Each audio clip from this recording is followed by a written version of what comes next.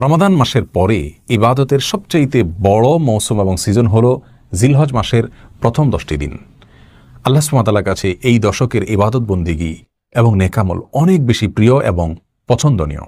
আমরা রমাদান মাসে টুকটাক ভালো কাজ এবং নেকামল করার জন্য চেষ্টা করলেও জিলহজের প্রথম দশকে পশু কেনা এবং কোরবানি করা ছাড়া তেমন কোনো উল্লেখযোগ্য আমল সাধারণত করি না।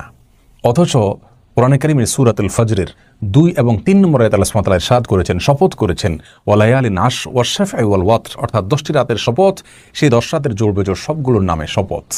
আল্লাহ সুবহানাহু ওয়া তাআলা এখানে যে 10টি রাতের শপথ করেছেন সেই 10টি রাত বলে জিলহজের প্রথম 10টি রাতকে বোঝানো হয়েছে বলে তাফসীর ইবনে কাসীর সহ বিভিন্ন তাফসীর গ্রন্থে উল্লেখ হয়েছে। প্রিয় দর্শক, আল্লাহ সুবহানাহু ওয়া তাআলা কোনো সময়ের কোনো বস্তুর নামে শপথ করলে তার দ্বারা তিনি আমাদেরকে ইঙ্গিত দিতে চান যে সেই বস্তুটি, সেই সময়টি আল্লাহর কাছে অনেক বড় এবং গুরুত্বপূর্ণ। এই আয়াত থেকে জিলহজের প্রথম দশক যে আল্লাহ সুবহানাহু ওয়া তাআলার কাছে অনেক বেশি মর্যাদাবান, অনেক বেশি মূল্যবান, সেটা কিন্তু পরিষ্কারভাবে ফুটে উঠল। এছাড়া সূরাতুল হজের 28 নম্বর আয়াতে আল্লাহ সুবহানাহু ওয়া তাআলা বলেছেন ওয়ায়াযকুরু ইসমাল্লাহি ফি আইয়ামিন মা'লুমাত, অর্থাৎ আল্লাহর প্রিয় বান্দারা, হাজী সাহেবগণ, তারা নির্দিষ্ট কিছু দিনে আল্লাহ সুবহানাহু ওয়া তাআলার জিকির করে থাকেন, আল্লাহর নামের জিকির করে থাকেন। এখানে নির্দিষ্ট দিন বলতে যে দিনগুলোর কথা বোঝানো হয়েছে সেগুলো জিলহজের প্রথম দশক, যেমনটি বলেছেন রাইসুল মুফাসসিরিন সাহাবী আব্দুল্লাহ ইবনে আব্বাস রাদিয়াল্লাহু তাআলা সহ অন্যান্য মুফাসসিরিনে কেরাম। তো এই আয়াত থেকেও আমরা বুঝতে পারলাম যে জিলহজের প্রথম দশকের ইবাদত আল্লাহ সুবহানাহু ওয়া তাআলার কাছে অনেক বেশি প্রিয়। সহিহ বুখারী সহ অন্যান্য হাদিসের কিতাবে বর্ণিত হয়েছে, রাসূল করিম সাল্লাল্লাহু আলাইহি ওয়াসাল্লাম ইরশাদ করেছেন, মা মিন আইয়ামিন আল আমালুস সালিহ ফিহিন আহাব্বু ইলাল্লাহ মিন হাযিহিল আইয়াম আও কামা ক্বাল, অর্থাৎ জিলহজের প্রথম দশকের ইবাদত বন্দিগি এবং নেকামল এটা আল্লাহ সুবহানাহু ওয়া তাআলার কাছে যত বেশি প্রিয় এবং পছন্দনীয়, অন্য কোনো সময়ের নেকামল ইবাদত বন্দিগি আল্লাহর কাছে এত বেশি পছন্দনীয় নয়। মাস হিসাবে রমাদান যেরকম শ্রেষ্ঠ, অন্য দিনগুলোর মধ্যে জিলহজের প্রথম দশক হলো সবচেয়ে শ্রেষ্ঠ এবং মর্যাদাবান। জিজ্ঞাসা করা হলো, ইয়া রাসূলুল্লাহ, অন্য সময় আল্লাহর রাস্তায় জিহাদ করলে সেটাও কি এই দশকের সাধারণ ইবাদতের চাইতে উত্তম নয়?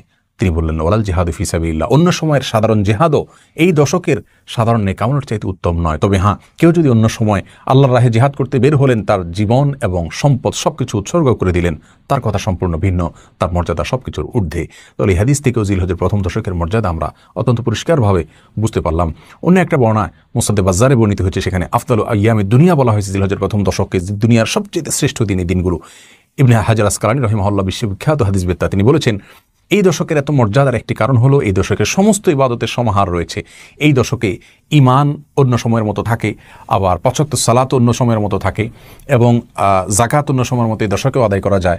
আর সিয়ামের একটা নজির রয়েছে, আরাফাত দিন রোজা রাখতে হয়, এই দশকের মধ্যে রোজা রাখার বিধানটাও রয়েছে।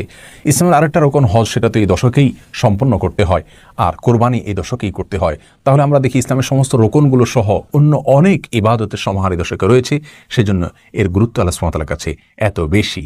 এই দশকে একজন মুসলিমের যে সমস্ত করণীয়গুলো রয়েছে তার ভিতরে 1 নম্বর করণীয় হলো তিনি বেশি থেকে বেশি আল্লাহর জিকির করবেন, যেটি সূরা হজের 28 নম্বর আয়াতে বলা হয়েছে। দ্বিতীয়ত যে করণীয় তা হলো সাধারণ রুটিন যে নেকামলগুলো আছে সেগুলো বেশি বেশি করবেন, সালাত, ভালো কাজ, মানুষের উপকার, এগুলো ভালো ভালো কাজগুলোকে তিনি, সাধারণ ভালো কাজগুলোকে এই দশকে বেশি বেশি করবেন। আর তৃতীয় হলো অন্যান্য সময় আমরা যে সমস্ত গুনাহগুলো থেকে বেঁচে থাকি সেগুলোকে এই সময় আরও বিশেষ গুরুত্বের সাথে বেঁচে থাকতে হবে, অর্থাৎ সব ধরনের নাফরমানি থেকে বেঁচে থাকার জন্য বিশেষভাবে সচেতন থাকতে হবে এই দশকে। 4 নম্বর করণীয় হলো যাদের উপরে হজ ফরজ হয়েছে বা হজ করার তৌফিক হয়েছে তারা হজ অথবা উমরা করবেন এই দশকে। 5 নম্বর করণীয় হলো এই দশকের ঈদের দিন অথবা ঈদের পরের যে দিনগুলো রয়েছে সেই দিনগুলোতে কোরবানি করবেন যার তৌফিক হয়েছে তার জন্য। এবং 6 নম্বর করণীয় হলো যিনি কোরবানি করবেন তিনি তার জিলহজের চাঁদ ওঠার পর থেকে নিয়ে কোরবানি করা পর্যন্ত এই দিনগুলোতে চুল, নখ এবং অবাঞ্ছিত পশম ইত্যাদি এগুলো কাটবেন না, কোনো কিছু কাটবেন না শরীরের, এবং এই 10 দিন সেগুলো থেকে নিবৃত্ত থাকবেন। জিলহজের চাঁদ ওঠার আগে আগে কাটবেন এবং শেষ পর্যন্ত নিবৃত্ত থাকবেন। আর 7 নম্বর করণীয় হলো এই দশকে বেশি বেশি তাকবীর, তাহমিদ এবং তাহলিল পড়া, যেমনটি মুসনাদ আহমদে বর্ণিত হয়েছে। রাসূল করিম সাল্লাল্লাহু আলাইহি ওয়াসাল্লাম বলেছেন, ফাকসিরু ফীহিন্না মিনাত তাকবীর ওয়াত তাহমিদ ওয়াত তাহলিল, অর্থাৎ জিলহজের প্রথম দশক আসলে তোমরা বেশি বেশি আল্লাহ সুবহানাহু ওয়া তাআলার বর্ণনা করবে এবং প্রশংসা করবে, একত্ববাদে বর্ণনা করবে, অর্থাৎ আল্লাহু আকবার, আল্লাহু আকবার, লা ইলাহা ইল্লাল্লাহ, আল্লাহু আকবার, আল্লাহু আকবার, ওয়ালিল্লাহিল হামদ, তাকবীর পাঠ করবে। কোনো কোনো বর্ণায় প্রথম 3 বার আল্লাহু আকবারের কথা বর্ণিত হয়েছে, সেটা অবিশুদ্ধ, 2 বারেরটাও বিশুদ্ধ। তাহলে 7 নম্বর আমল হলো এই তাকবীর চলতে ফিরতে, উঠতে বসতে, রাতে দিনে, অজু অবস্থায়, বিনা অজু অবস্থায় সবসময় আমরা বেশি থেকে বেশি পাঠ করব। সাহাবীরা কেউ কেউ এই দশকে বাজারে চলে যেতেন উচ্চস্বরে তাকবীর পাঠ করার জন্য, যাতে করে অন্যের কথা স্মরণ হয় তাকবীরের কথা। এই জন্য এই দশকের সর্বত্র এবং সবসময় বেশি বেশি তাকবীরের ধ্বনি আমরা মৃদু কণ্ঠে বলতে থাকবো, উচ্চারণ করতে থাকবো। 8 নম্বর করণীয় হলো এই তাকবীরটাই আরাফাত দিনের ফজরের নামাজ থেকে, অর্থাৎ জিলহজের 9 তারিখ ফজরের নামাজ নামাজ থেকে নিয়ে জিলহজের 13 তারিখ আসর পর্যন্ত প্রত্যেক নামাজের পরে একবার করে নারী পুরুষ সকলে এই তাকবীর পাঠ করবেন। আর 9 নম্বর আমল হলো আরাফাত দিন রোজা রাখবেন। রাসূল করিম সাল্লাল্লাহু আলাইহি ওয়াসাল্লাম বলেছেন, আরাফাত দিন রোজা 1 বছর পূর্বের এবং 1 বছর পরের গুনাহ আল্লাহ তাআলা মাফ করে দেন এর মাধ্যমে। আর 10 নম্বর আমল হলো ঈদের দিনে সমস্ত সুন্নতগুলো পালন করতে হবে। আল্লাহ সুবহানাহু ওয়া তাআলা আমাদের সকলকে প্রত্যেকটি আমলকে গুরুত্বের সাথে সম্পাদন করার তৌফিক দান করুন।